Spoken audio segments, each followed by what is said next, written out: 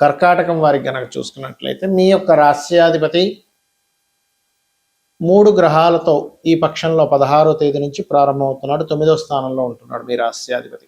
అంటే అక్కడ ఎవరెవరితో కలిసి ఉంటున్నాడు? బుధుడితోని, కుజుడితోని, శనితో, నీచపడ్డ బుధుడితో, గుర్తుపెట్టుకోండి. అయితే గురువు పరివర్తన యోగంలో గురువు కూడా వస్తాడు అక్కడికి. ఈ ఈ యొక్క కలయికలో ఉంటున్నాడు చంద్రుడు. మరియు రవి, శుక్రుడు మేషరాశిలో ఉంటూ శుక్రుడు 20వ తేదీ వృషభంలోకి మారిపోతున్నాడు. అదేవిధంగా 12వ స్థానంలో గురువు, 2వ స్థానంలో కేతువు.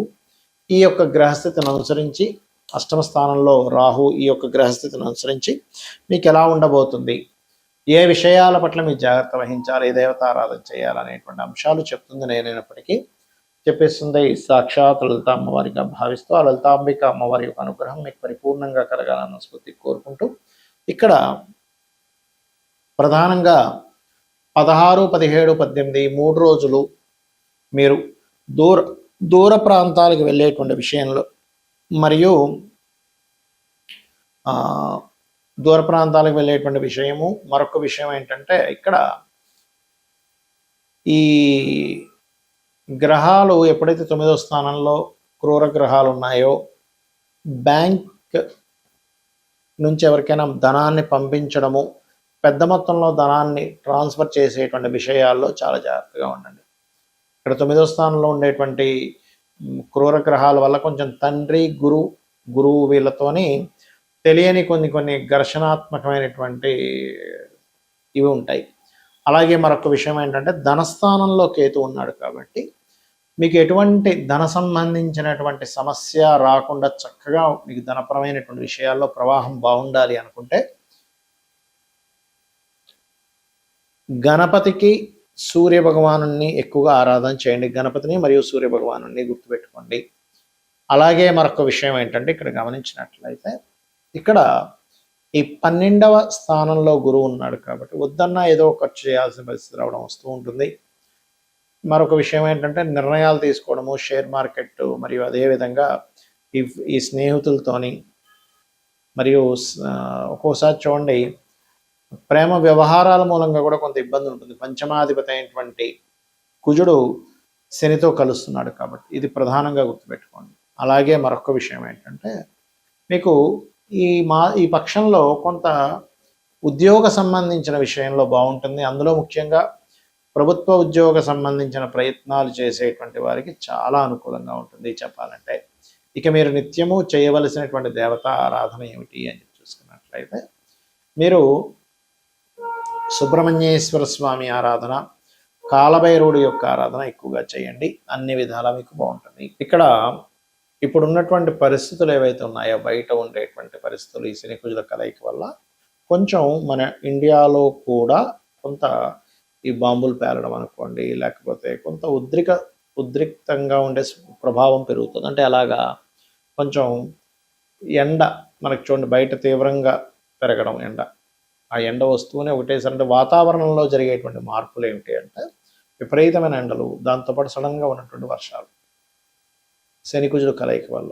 అదేవిధంగా ఎక్కువ రద్దీగా ఉండేటువంటి ప్రదేశాల్లో ఎక్కువగా తిరగకండి, చాలా జాగ్రత్తగా ఉండండి.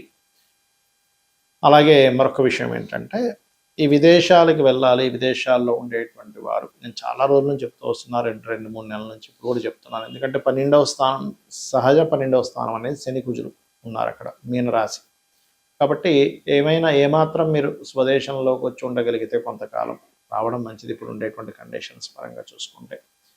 అలాగే ఇక్కడ రైతుల విషయం కనుక చూసుకున్నట్లయితే కాస్త ఈ వంకాయ కానివ్వండి, లేనట్లయితే మామిడి పళ్ళు, అరటి పళ్ళు పండించేటువంటి వారు కాస్త జాగ్రత్తగా ఉండాలి, గుర్తుపెట్టుకోండి.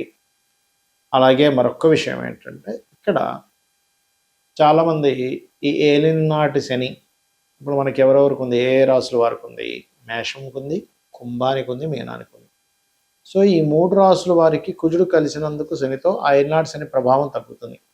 కానీ ఆ 2 గ్రహాల యొక్క ప్రభావం ఉంది కాబట్టి ఏలినాటి శని 3 రాసులకు చెప్పుకున్నాం మనము. అష్టమ శని సింహం వారికి ఉంటుంది, మీనము వారికి అర్ధాష్టమ శని ఉంటుంది. కాబట్టి వీరందరూ కూడా శనికుజ గ్రహాల దగ్గర దీపారాధన చేయడం ముఖ్యంగా తెలుసుకోవాలి.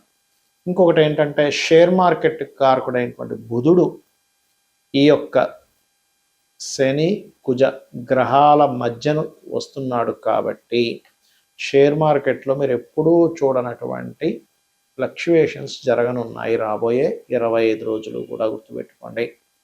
బుధుడు వస్తున్నాడు మీన రాశిలోకి. ఇది చాలా చాలా చాలా ఇంపార్టెంట్ అయినటువంటి విషయం. అది ప్రధానంగా గుర్తుపెట్టుకోండి. అలాగే మరొక విషయం ఏంటంటే ఇక్కడ ఈ ట్రేడింగ్ చేసేవాళ్ళు, షేర్ మార్కెటింగ్ రిలేటెడ్ సంబంధించినటువంటి వాటిలో ఉండేటువంటి వారు మరియు మార్కెటింగ్ రంగాల్లో ఉండేటువంటి వారు ఈ యొక్క విషయాల్లో జాగ్రత్తగా ఉండాలి. అయితే ఎప్పుడూ కూడా గోచారం అనేటువంటిది మనకి కొంత పర్సెంట్, ఒక 10 to 15% పనిచేస్తే మన పర్సనల్ చార్ట్ ప్రధానంగా పనిచేస్తుంటుంది అక్కడ.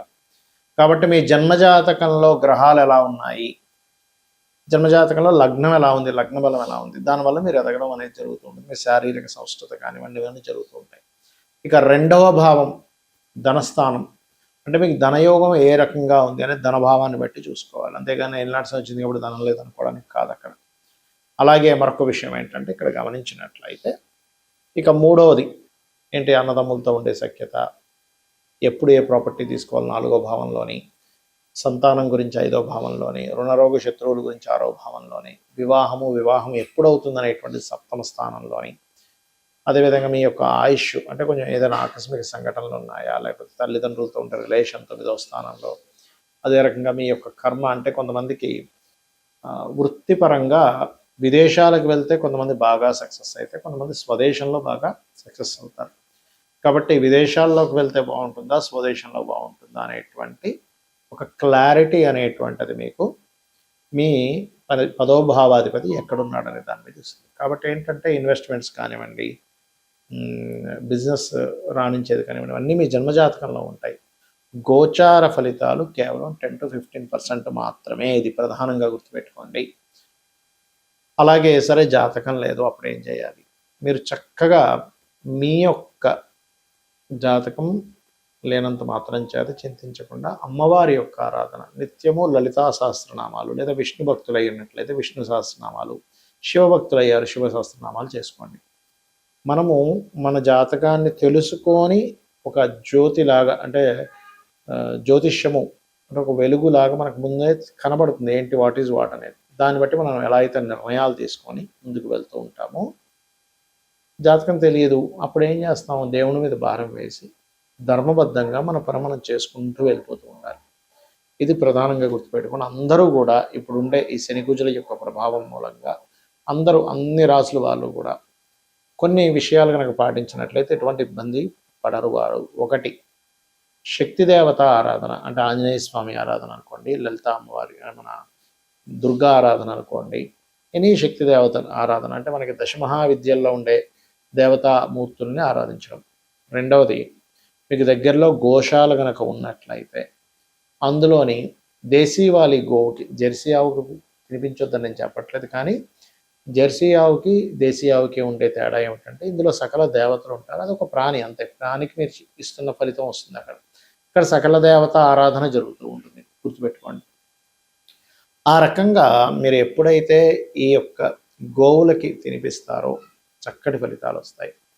మరియు శనివారము మంగళవారం అందరూ కూడా ఎటువంటి ఇన్వెస్ట్మెంట్స్ చేయకండి దయచేసి. ఇది ప్రధానంగా గుర్తుపెట్టుకోవాల్సినటువంటి అంశం, గుర్తుపెట్టుకోండి. ఇక మీరు ఇంకొక విషయం ఏంటంటే, అందరూ కూడా ఇన్వెస్ట్మెంట్ షేర్ మార్కెట్ గురించి చెప్పాను. ఈ గోవులకి పెట్టేటువంటి విషయం ఒకటి, చండీ వినడం కానీ చండీ పారాయణం కానీ ఇవి గనక చేసినట్లయితే మీ జన్మజాతకంలో ఒక్కోసారి చూడండి మనకి బ్లాక్డ్ భాగ్య చక్ర అంటూ ఉంటాం. ఏదైనా బ్లాక్ అయ్యి ఉందండి, చక్రంలో సంథింగ్ దోషం ఏర్పడింది, నేను దీనివల్ల చాలా కష్టం పడుతున్నాము అని అనుకునేటువంటి వారికి మీరు గనక చండీ వినడం కానీ, ఇప్పుడు చాలామంది ఏమనుకుంటారంటే ఆలయాల్లో సామూహికంగా జరుగుతూ ఉంటాయి. ఆ రకంగా సామూహికంగా జరుగుతున్నప్పుడు అక్కడికి వెళ్తే మనం అన్ని డబ్బులు కట్టలేం కదండి అన్నప్పుడు మీరు అక్కడికి వెళ్ళి కూర్చున్నా కూడా అందులో 0.5% వస్తుందని చెప్తుంది శాస్త్రం. అక్కడికి వెళ్ళి పార్టిసిపేట్ చేసినా కూడా ఇలా చేయండి, అన్ని విధాలా మీకు బాగుంటుంది. శ్రీమాత్రే నమః.